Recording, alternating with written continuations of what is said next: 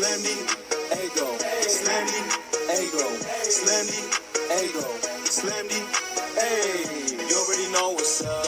What's that? Another home run. But you know the job ain't done till we hold that trophy up. Hey. What's going on, everybody? Welcome, episode 594 of the Talking Friars podcast and YouTube show. Hopefully, everybody is having a great night.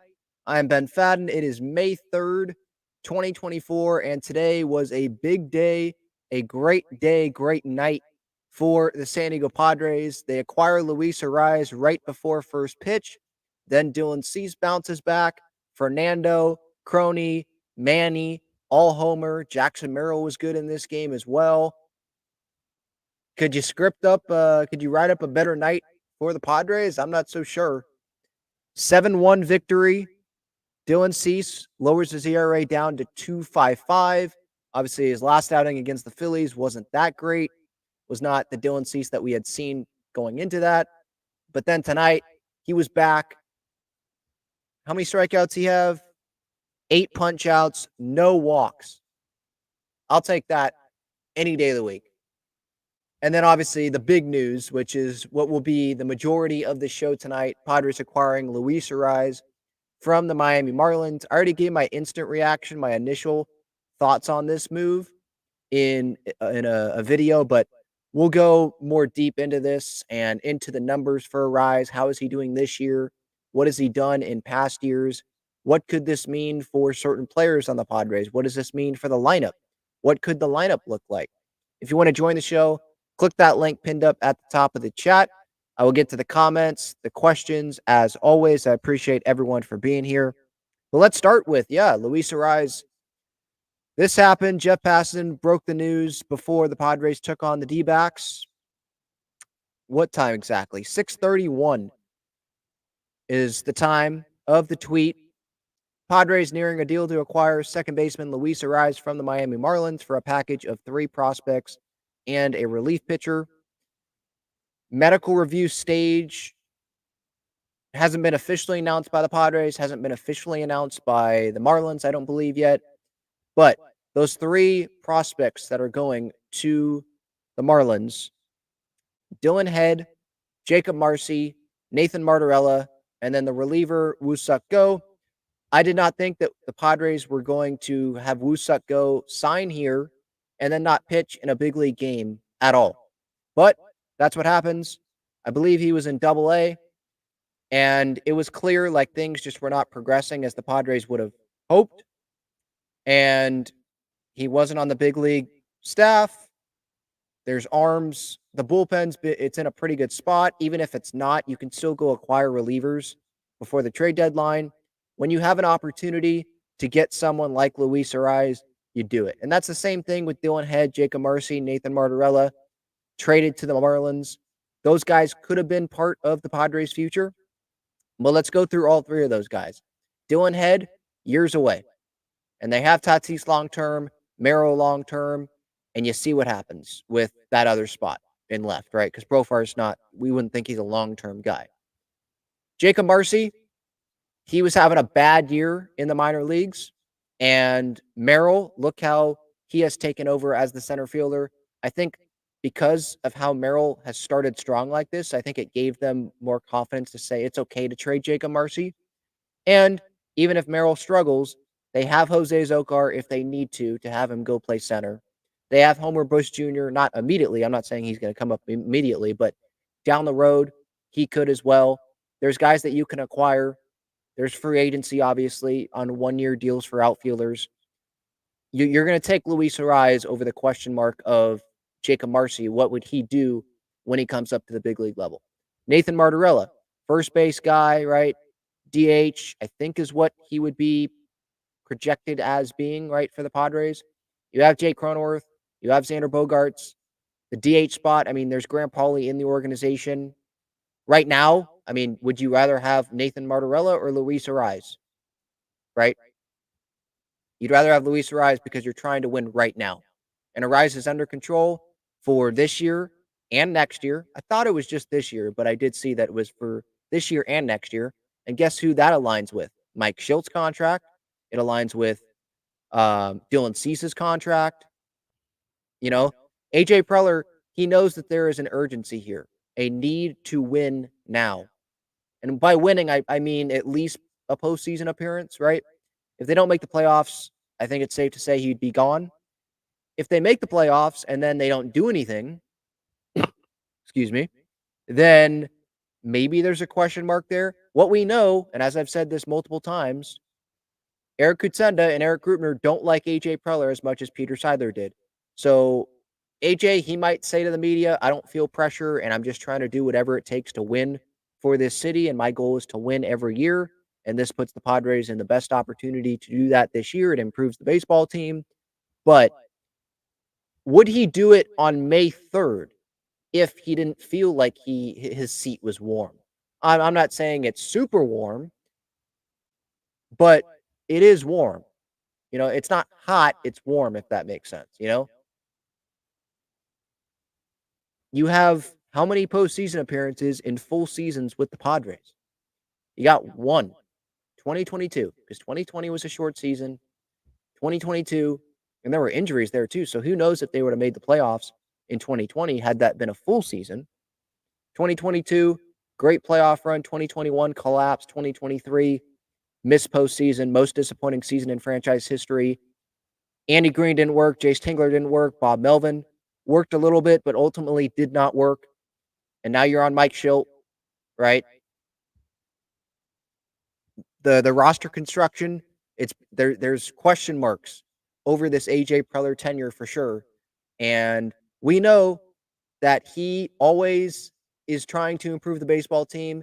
It seems like he always has to make an addition. He always has to make an acquisition, whether you go back to acquiring Austin Nola and giving up Andres Munoz and Ty France, despite, according to Ken Rosenthal, Ty France being told that he wasn't going to be dealt essentially. He was part of the Padres' long-term plans. That, the Clevenger deal, the Adam Frazier deal in 2021, right?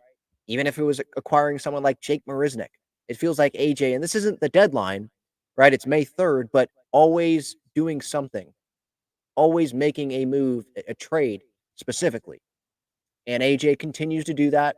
I'll give props to him. Like I gave props to AJ when he first acquired Juan Soto from the Nats. Like, he's going for it. I give props to him for that. The Josh Hader move, right? Going for it. And then here with Dylan Cease before the season, going for it. Here with Luis Arraez, going for it. Sure, they had to trade Juan Soto in the offseason. We knew that was going to happen. But he's finding different ways to try to improve this team under the circumstances that he has put the Padres in, partly, and just the kind of stupid situation that they're in with the TV deal, right? And the amount of money that they lost there, and Peter Seidler passing away. Just unfortunate circumstances as well.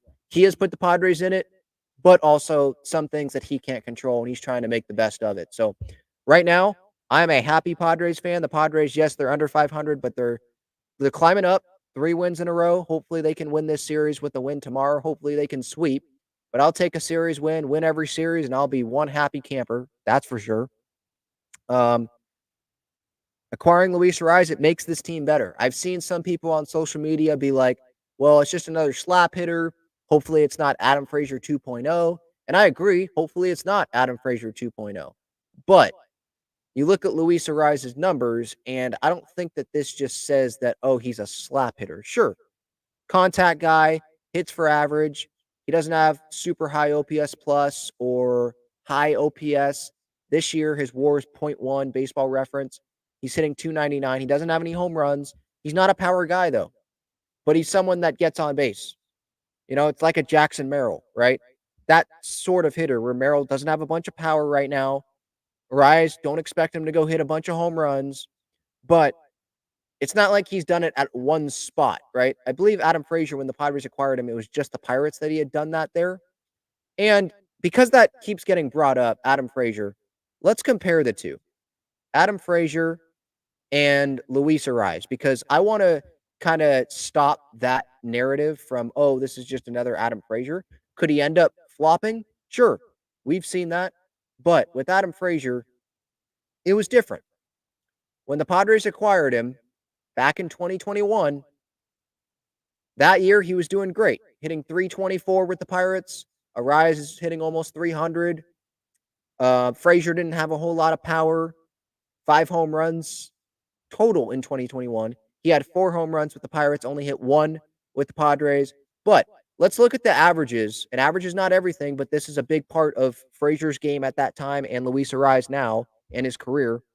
2020 with Adam Frazier hit 230, 278 in 2019, 277 in 2018, 276 in 2017. So it's not like he was hitting over 300 every year.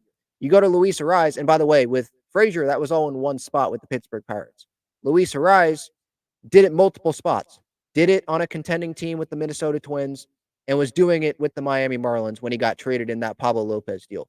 Go back to 2019, a 334 average, 321 average in 2020, 294 average, so almost 300 in 2021. His worst average of his career so far. 316 with the Twins, AL batting title. 354 last year with the Marlins, NL batting title. Silver Sluggers, obviously, each of those 2 years, placed 6th in the Rookie of the Year voting in 2019, and this year he's almost hitting 300.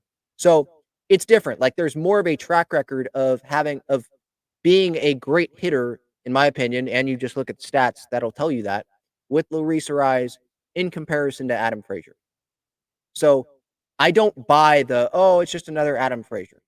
You know, I kind of laid out my reasoning there right there. You can look at the on-base percentages if you want as well. 356, I'm going from 2016 to 2021, the year the Padres got him. 356, 344, 342, 336, 297, 368 in total in 2021, 388 before the trade.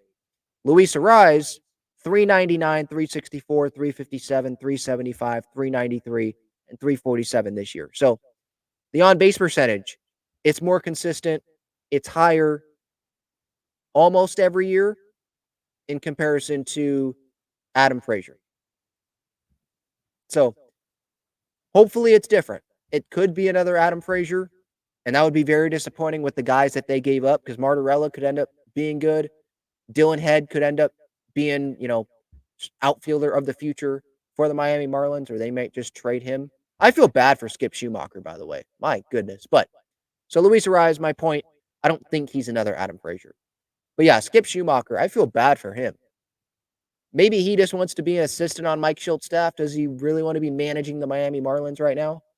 I was looking up their record. I knew that they sucked this year, but I did not know that they were 9 now they're 9-25. They lost to the Oakland A's. Oakland A's actually aren't terrible. They're 16-17, but it's still the A's. They lost to the A's tonight, 3-1. 9-25 are the Marlins, and they didn't score any runs until the 9th inning. Arraez was in the lineup, and then he got scratched as that trade was happening. And by the way, Marcy and Martorella were playing today in Double-A, and they got pulled off the field. Martorella first. He was on second base, runner on second in the middle of an inning, and got pulled. And he was like, what the heck is going on? Him and Marcy were seen on the minor league feed, hugging teammates as they had to leave, obviously, because they got dealt. But that's got to be interesting. I mean, imagine being Nathan Martorella and you're sitting there on second base in Double-A, and you're like, they're pulling you off the field, and you're like, what? I don't know if the coaching staff could really say anything to him, because did they really know? Maybe they knew, hey, you're part of a trade, but they couldn't really elaborate. They're in the middle of a baseball game, and it's not like they're on their phones and seeing the reports. They're coaching a baseball game. They're in the dugout. So that had to be a little bit of a weird moment there. But hey, going back to AJ Preller, the urgency, there's no doubt that it's there. Now, I don't know if the urgency, like the Padres, regardless of what happens this year, they'll give them next year, because you get to see more Paulie, more Merrill, Snelling come up, hopefully at some point. See these guys, Mazer, right? See what they can do. And it runs through the Cease contract, runs through the Rise contract, runs through the Schultz contract, and then that's it?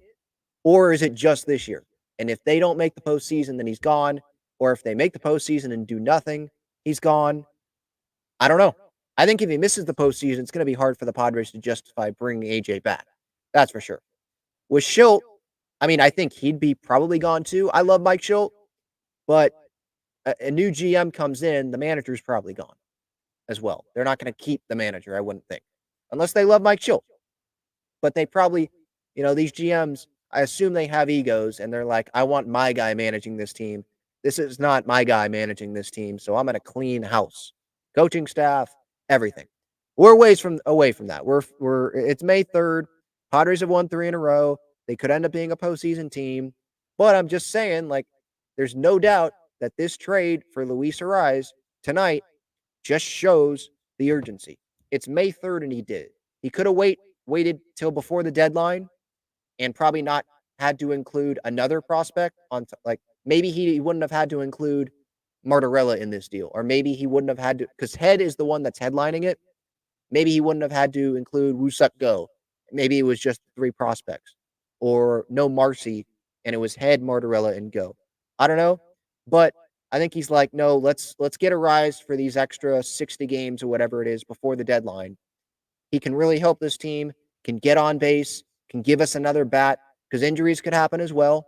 And guys, maybe that aren't playing great offensively at the plate, like Ha-Sung Kim, you can have Arraez be in the lineup, and you could have, how Azokar is in there for Profar late in games. Maybe that's what happens with Ha-Sung Kim at some point here. Because Donovan Solano, let's not forget about him. Let's say they have Manny at third. You have Bogarts. I think that he would just stay at second, but if Arraez comes into the games, Bogarts is at short. They're not going to have Arraez go play short or Crony go play short, I wouldn't think. So Bogarts at short, Arraez at second, Crony at first, Solano DHing, and then you have Kim on the bench come in as a defensive replacement if he's really scuffling and they're like, hey, we need offense. Or Solano play the field, Arraez continue to DH. I think Solano can play second if you need him to. I think he can play first as well, third. So there's possibilities. And obviously, Ha-Sung Kim's future. He's a free agent at the end of the year. The Padres, the way he's going, they could get him for much cheaper, I would imagine. Maybe they could extend him if they offered him some team-friendly deal right now and be like, hey, you're struggling, dude.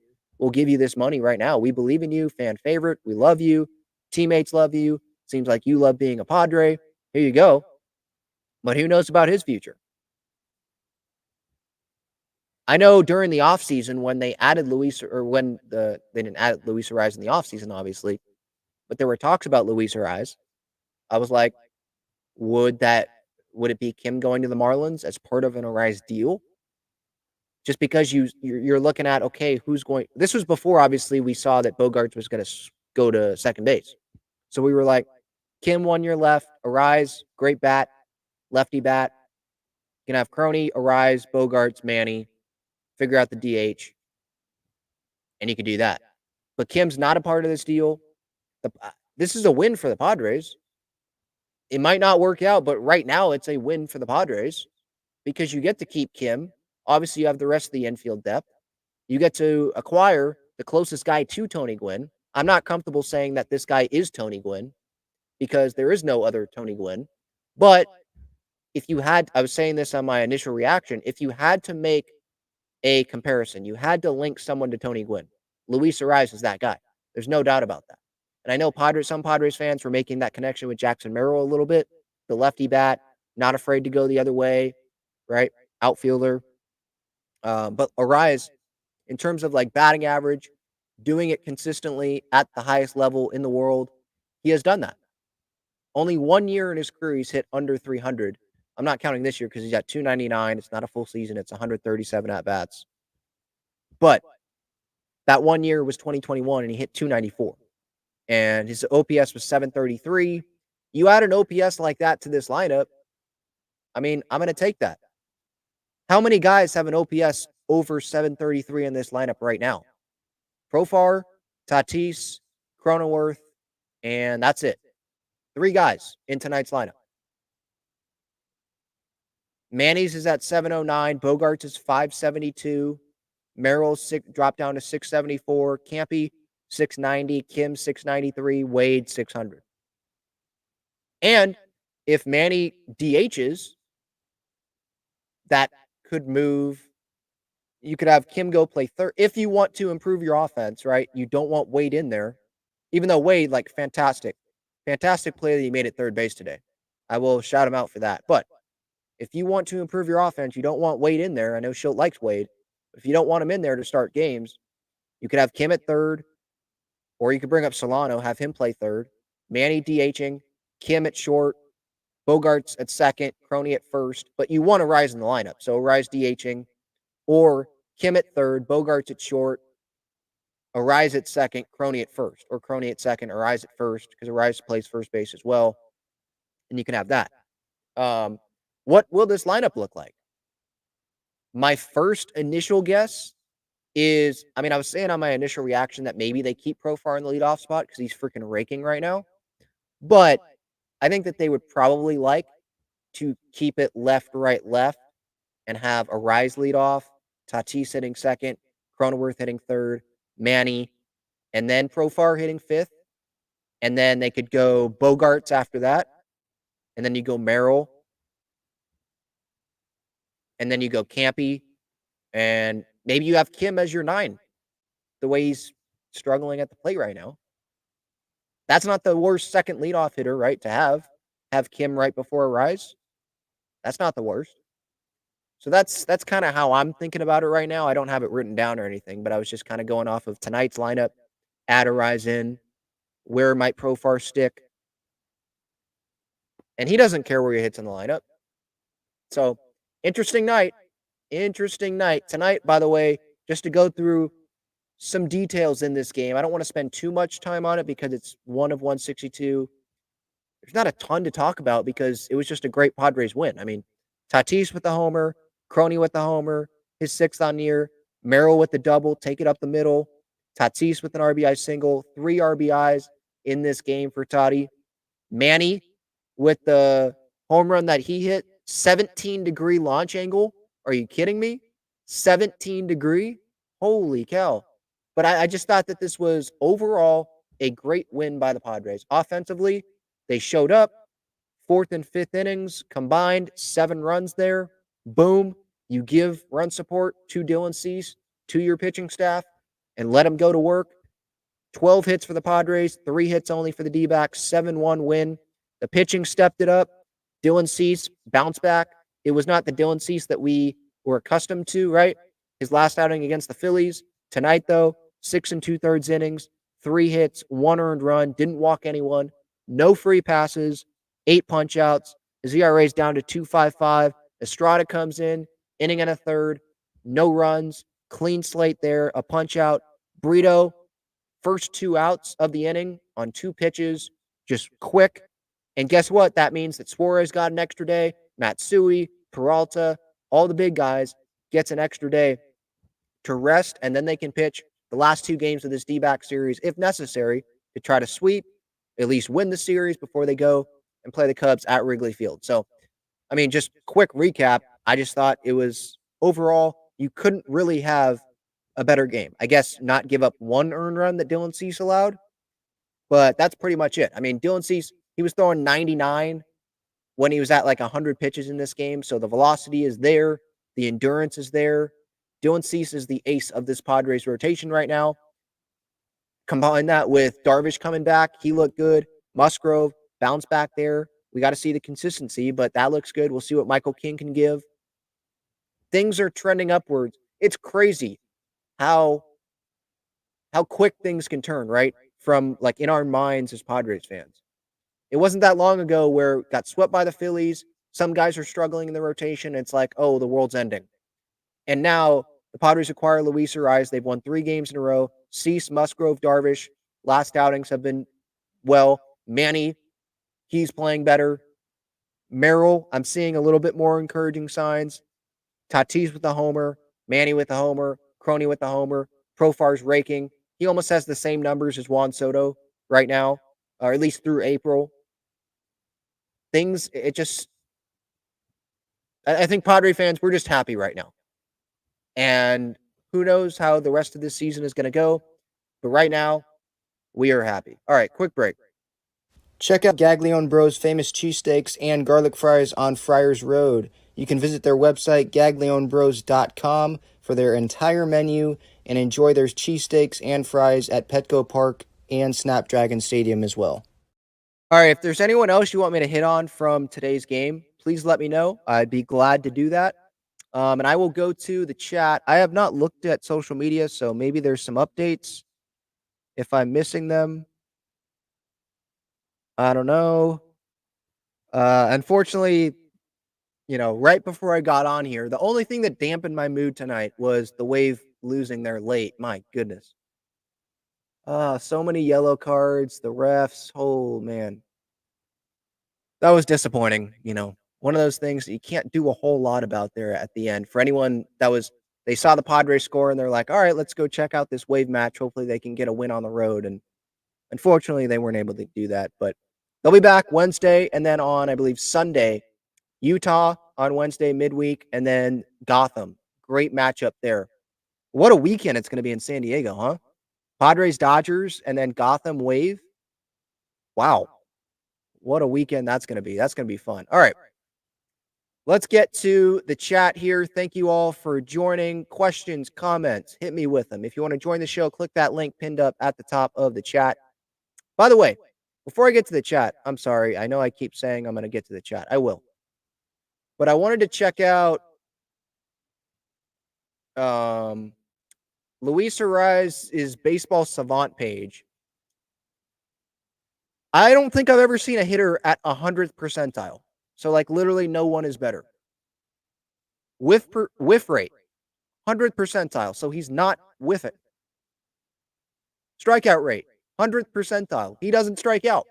So we know our Merrill, right? The start with him didn't strike out. Profar's not striking out a bunch. If I just from the eye test.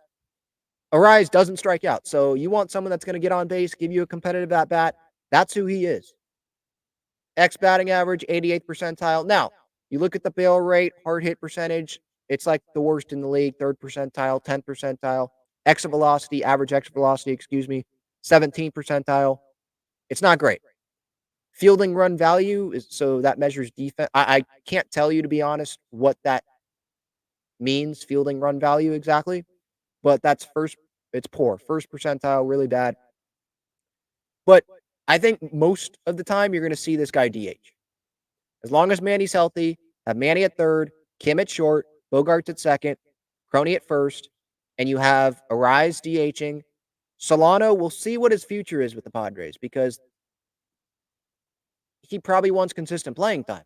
If the Padres can't give him that, then maybe they might, agree to part ways. The Padres don't want to give up Donovan Solano, but I think you got to respect Solano if he's like, hey, if another org, I don't know exactly what his minor league deal is, but I'm just saying, if he sees I'm not going to be getting everyday playing time where he thought he was going to before this deal, you would think, right, to be the DH when he came up, he may end up not being with the Padres. I think Kevin AC wrote something about that in the UT, so that's why I brought it up.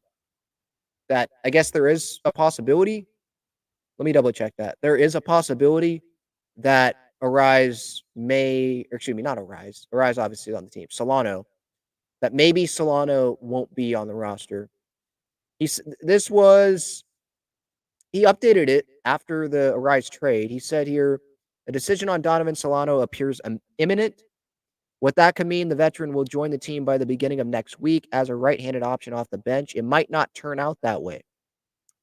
It is unclear how much the trade of Arraez will affect a decision on Solano. A source said he is still an option to be called up. So if he's a right-handed option off the bench and not DHing, because that's going to go to Arraez over Solano, then Eggy would go down, I would think, because Wade, valuable defensively, on the bases, lefty bat, vet. Or they could say, hey, Paulie, the playing time is not here again, right? He got some at-bats, but now you acquire Arraez. The playing time's not here for Grant Paulie. So send him down. I'd rather have him play. It sucks that we're doing this again, but it also doesn't suck at the same time because we have Luis Arraez now, right? But I want Grant Paulie to play, so maybe it's Paulie that goes down. Eggy stays, Wade stays. Actually, no. If Solano's up, so they got to make room for 2. So Paulie goes down, let's say, for Arraez. Eggy goes down for Solano, right? Let's say that. And there you go. Solano signed a minor league contract on April 15th, has been playing in AAA the past 2 weeks. He entered Friday batting .306, 42 plate appearances. The Padres would be paying him $1.5 million. They are, though, over the lowest CBT threshold, according to Kevin. That's what the Arraez trade put them over. But they're going to make trades before the deadline, so I would assume that they're going to still stay under. That means, though, that they're going to cut some salary here. Somewhere. Now, who is that going to be? Is it the rest of Kim? Is it a reliever? Now, Woo Suk Go, I assume that they took into account the Woo Suk Go. That's not a lot per year. But I assume Kevin took into account the Woo Suk Go contract, and you slash that out, but then you add on Arraez. And let's look at Arraez's contract, by the way, just to see how much he's making this year. He's only making a little over 2 mil. No, that was the Twins, I think.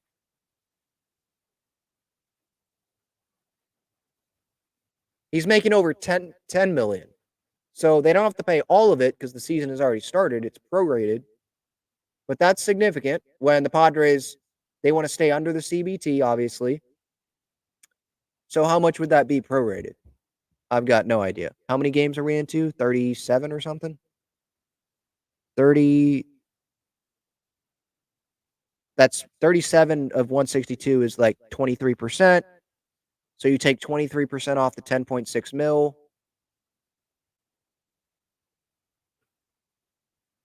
$10.6 times 0.23. 10.6 minus 2.43. I may not be doing this correct, but whatever. So a little over $8 million, I assume, is what the Padres will be having to pay Luis Arraez, because I don't think the Marlins are paying for any of Arraez's contract the rest of the way. And by the way, so today was game 35. So it's around that. You get the point. And then next year,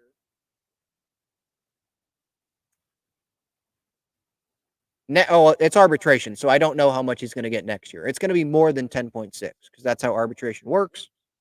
And then he's a free agent after the 2025 season. So that's what I've got on Luis Arraez. Jeff the Crusher says solid move. Diego says good. Hey Ben, good win tonight. I know you were high on Marcy, so I just wanted to know how you feel about him being included. I was. Yeah, I had optimism about Marcy. I'm not going to sit here and be like, oh, he's going to be a bum. He's not going to work out at the big league level. He very well could. He is struggling, though, at the minor league level this year. So I think that kind of is like, okay, it makes me feel a little bit better. Also, Merrill succeeding right out of the gate in center makes me feel a little bit better. Yeah, this year, I have been watching Marcy, so I'm not going to act like I've been, seeing exactly what's wrong with him. But it's a 176 average, 336 on base. Last year, it was 274 average, 413 on base. Much bigger sample size. 24 games so far this year with San Antonio AA. So I wish him well. He had some good moments. He played in the Arizona Fall League with the Padres. I didn't think he was going to make the opening day roster, but I thought we might be able to see this guy at the big league level, depending on what happens with Profar. I didn't know if they were going to sign Tommy Pham or not at the time. Merrill, we didn't know if that was going to be a success. Things have worked out, though, for now, right? For now, with Merrill looking good. There's been some struggles, but I'm confident that he can bounce back. Looking good. Looks prepared to be in the big leagues, which I'm not surprised by. Profar is one of the best hitters in all of baseball, and I'm not exaggerating. That's literal. We got Tatis. Azokar, fine. Backup fourth outfielder. And it might end up not working out. Arraez and then Marcy ends up playing well. Martorella plays well with the Marlins. If it doesn't work out, I should say, and they play well with the Marlins, good for them. It's kind of like Josh Naylor with the Guardians. Like, I'm not sitting here like, oh man, I hate Josh Naylor. No, good for him that he's playing well. CJ Abrams, I'm not like, oh man, I wish we had CJ. Well, I am kind of, but I'm not like, oh, I hate CJ. No, good for him that he got this opportunity with the Nats and he is performing well. Good for him. Because with the Padres, how many shortstops they had, and you had the opportunity to get Juan Soto, you don't pass that opportunity up, especially when it was 3 seasons at the time, 2.5, whatever, for Juan Soto. You don't pass that up. And so, and it's a trade. I think sometimes fans get caught up in we have to win the trade. Sometimes both teams can win the trade, right? You can get production out of the guy that you acquired, and the guys that you gave, because it's a trade, there's a reason why those guys went in the trade, because that team saw the value in those guys that they were going to perform. Those guys perform for that team. So this Padres Nationals deal, look, I wanted a World Series out of it, at least an NL pennant out of it, and we didn't get that with Soto, obviously, and we didn't get the entire rest of that Nats contract.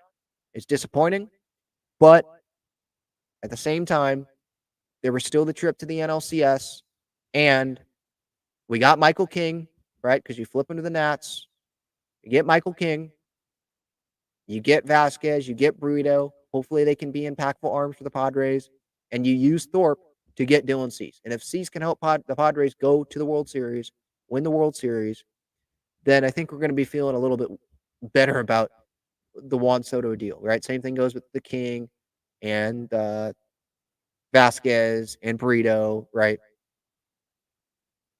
So yeah, getting back to that, Diego, Marcy, it stinks. Martorella was on the show. Like, I liked him.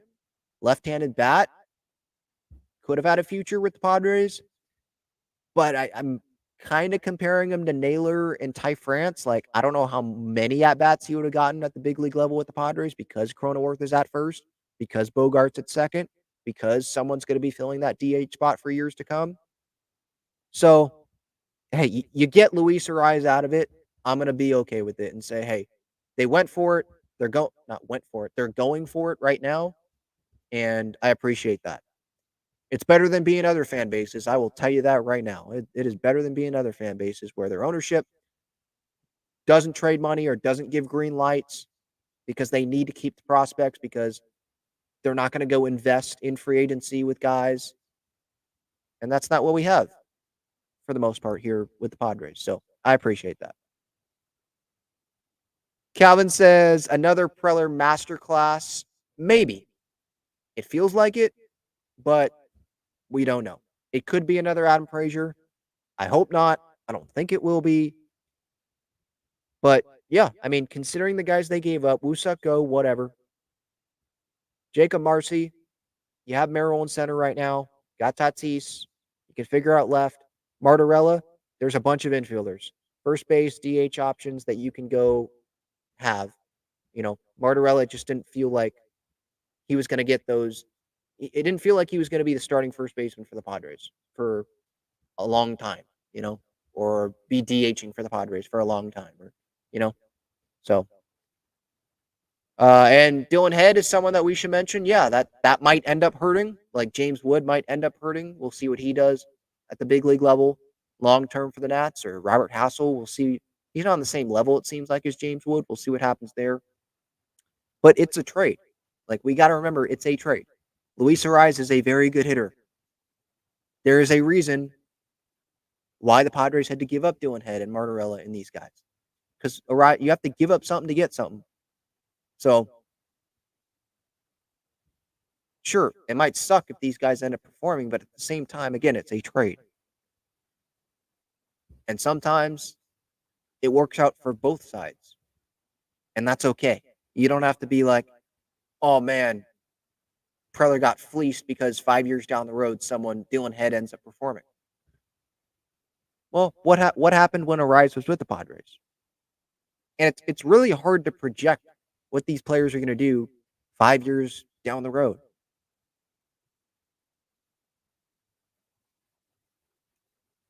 – Mike says, really, obviously, it would be a great acquisition, but it's a starting pitching that concerns me. That's fair, but there's also time to make those acquisitions.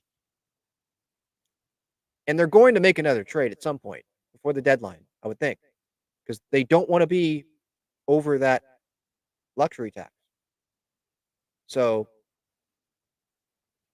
whoever that guy gets dealt, are they going to be able to get back maybe pitching in that deal? Well, yeah, of course, Brody. Let the season play out before you judge any trade, of course. But right now, in the moment, I got to give my reaction to what happened here today, and I think it was a good move for the Padres. I appreciate AJ continuing to go and try to improve this team within the constraints, the circumstances that this organization is in. Yeah, what number is Arraez going to wear? Because Bogarts is number 2. Arraez was 3, I think. Merrill's number 3.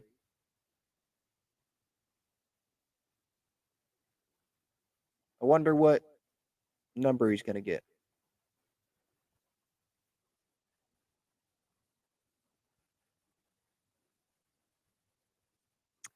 JD's 3rd. I don't need the downer in here. Come on, man. Saying the A's have a better record than we do. Okay. Yep. Whatever. I don't care about the A's. It's May 3rd, buddy.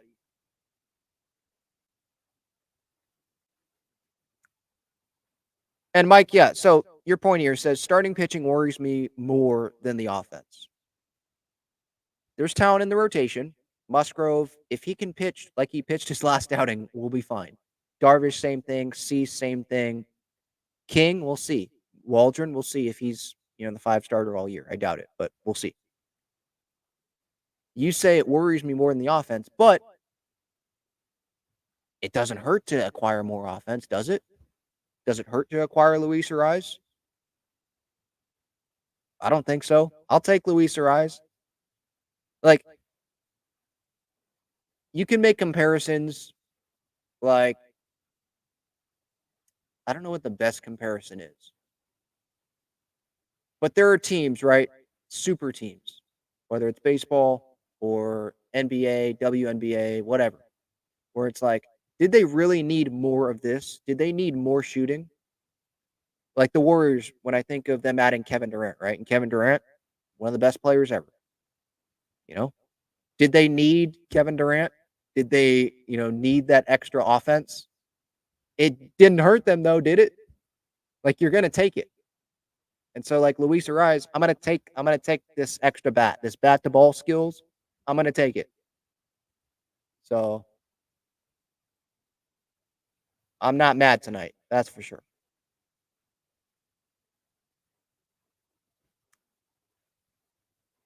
Continuing to go through the chat here.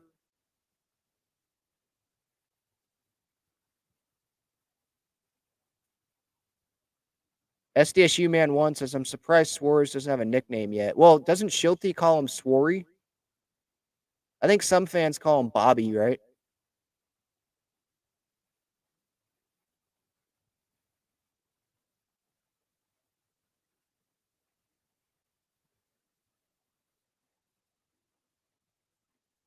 Mike, man, you're really on that starting pitching thing tonight, huh?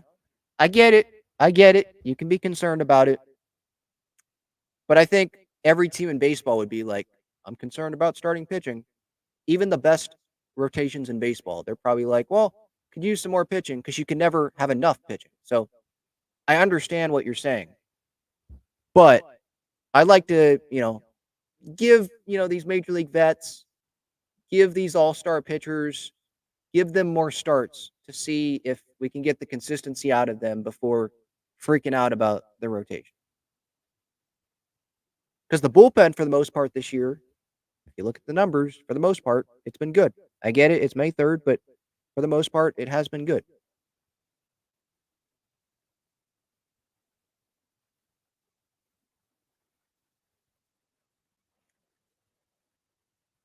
All right, some of the great partners of the show. Already talked about Gaglione Bros, famous cheesesteaks and garlic fries. Main location is on Friars Road.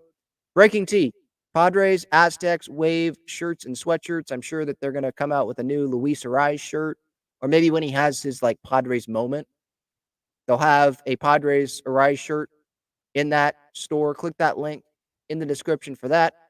Underdog Fantasy, 100% deposit match up to $100 when you use code Talking Friars. Click that link in the description. I'm not sure if I won tonight because, and I probably shouldn't have done this,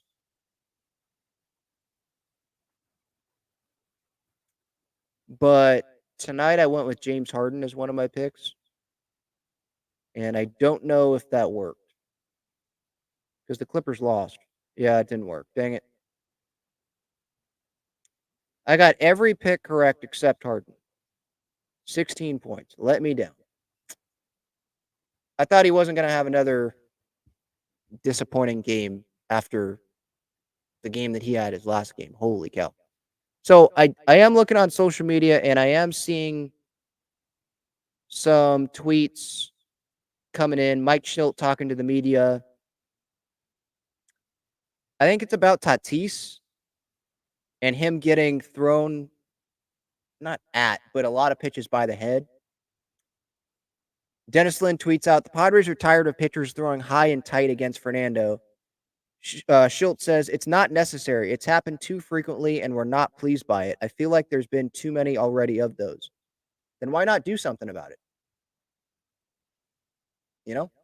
I'm not saying you go plunk the D-backs guys, but why not you come out of the dugout then? It's one thing to send a message like that through the media, but why not do something then? Why not go yell at the pitcher? Go yell at Torey Lavillo across and be like, hey, knock it off. Let's go. Put someone in there that can throw strikes. Because I've seen it as well from with Nando. I mean, tonight almost got nailed in the head. And it's scary. But remember what happened last year? No one moved in that dugout and it pissed Padres fans off. And then I think it was Steven Wilson that hit, was it J-Rod? Hit someone on the Mariners, right? And the Mariners were ready to go. Let's see that then. If we're pissed off about it, then let's see it. Let's not just have a post-game quote about it. Like, what are you going to do about it?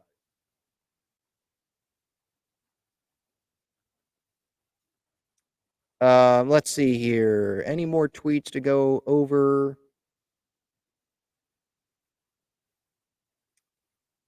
This is Bob Nightingale. Same thing, but just like the full quote. We're seeing way too many pitches up and in on Toddy. It's enough. It really is enough. If you want to throw in, that's fine. But I don't know what people are trying to accomplish by throwing up and in. Well, you're trying to have him not make great contact, I assume. Because he's not going to back off the plate. You're trying to get him out. He says, all you're doing is pissing the guy off, and it's uncalled for. It's happening way too frequently, and it's not something that we're going to tolerate much longer. So you're tolerating it now? Like, what's the breaking point? Does he have to get hit for you to go out there? That's just my point is, okay, do something about it then.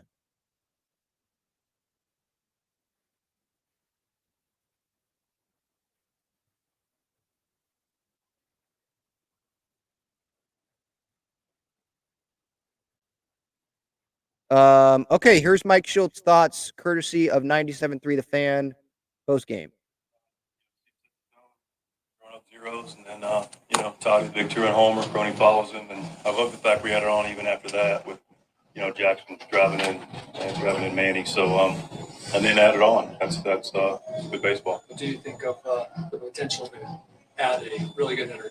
Well, I mean, I think it's great. You're always looking for more offense and a left-handed bat to balance the lineup, but listen, nothing's official, so we'll leave it at that. Cronenworth's having a nice bounce-back season so far. What's allowed him to kind of get back to how he was 2 or 3 years ago? Just right approach with the right swing. He's married both, and he's driving the ball at all different parts of the field, and not trying to do too much. Just put a nice easy stroke on it. Throw the ball in the gap. Of course, you get the ball at the ballpark, and then it goes the other way. So just complete player, complete hitter. How about Tatis? The homer or Yeah, the whole package, the way he's playing. yeah, he's a special talent. big swing to get us on the board. Infield's in, doesn't try to do too much. Base hit through the infield. Facing a guy with a big arm, not try to do too much, just put his swings on it. Takes his base hit the other way. So, bodes well. Looks good. How impressed have you been with, outside of a couple games, the way that he has maintained that approach? Yeah, Ace, I think it's a great point. He could easily start to chase. He's gone through a stretch. He's barreled balls all year. He's taken great at bats all season long. And, I know the frustration levels there when you don't get rewarded for it as much as he cares about performing for this team. But I applaud the fact he's not starting to chase or get frustrated or show up in his game. And he's just showing up and getting the pitch to handle and putting a swing on it. And tonight he got rewarded, and we're looking for more of that trend. We've seen Cease maybe a couple times from the other side before. When he's not walking guys like this, how tough is that, you think, for opposing offense? That's a great recipe for a lot of zeros and a lot of innings. His stuff's elite when he's controlling counts and making them put the ball in play. With this swing and miss stuff, it's impressive. He's done a tremendous job. Yeah. All right, so we didn't hear the comments about Tatis there, like the up and in pitches, but that seems like that's like the headline of what Schilt said post game today. But just again to recap, overall today, I mean, I was not expecting the Padres to acquire Luis Arraez, but I'm happy that they did. They didn't give up. If we're going to look at like what they gave up, the positive side of it, sure, we don't want to see Dylan Head or Martorella or Marcy go. Maybe some wanted to see what Woo Suk Go was going to provide, if he was going to provide anything to this Padres team at the big league level.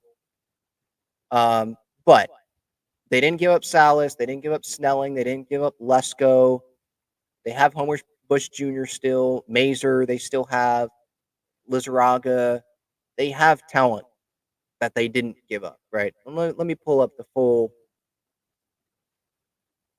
farm system here. The top prospects according to MLB.com, because there's some guys I'm missing. DeVry, obviously. Like, there were guys that were untouchables here. They still have Pauly, obviously. Berger, Vasquez.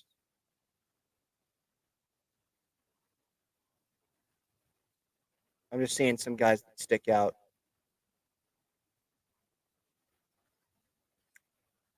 I mean, really the big five, right? Salas, obviously Merrill wasn't going anywhere. Snelling, Lesko, DeVry. Dylan Head was ranked 6th, and so he'll be gone. But if that's what you had to give up, I mean, ETA, he's 19 years old. 19. 2027 was his ETA, his expected time of arrival to the big league level. I think that's how they work that at MLB.com. So you can definitely spin it positive with the return that you had to give up. And again, it's a trade. This might end up working for the Marlins. Luis Arraez, there's no reason to have Luis Arraez on that Marlins team. They suck. They're not going anywhere. It sucks for that fan base. They just made the playoffs. Skip Schumacher wants to win. And Kim Ang no longer there. Obviously, it seemed like she was underappreciated. Skip's kind of just hung out to dry with a sucking, rebuilding team. There's a bunch of injuries. Not going anywhere. Trade Arraez, get talented prospects back. So it could work out for the Marlins, but it could work out for the Padres as well. And if it doesn't, I'd rather them try than not go get Luis Arraez and just stick with this offense. We saw positives from this offense, but like I said earlier, it doesn't hurt to add Luis Arraez. It definitely does not hurt. All right, that's going to do it, everyone. Have a great rest of your night. Talking Friars episode 594. This Arraez trade, hopefully it becomes official sometime this weekend, and he's in the lineup sometime soon. Great night. Padres win, and a blockbuster trade.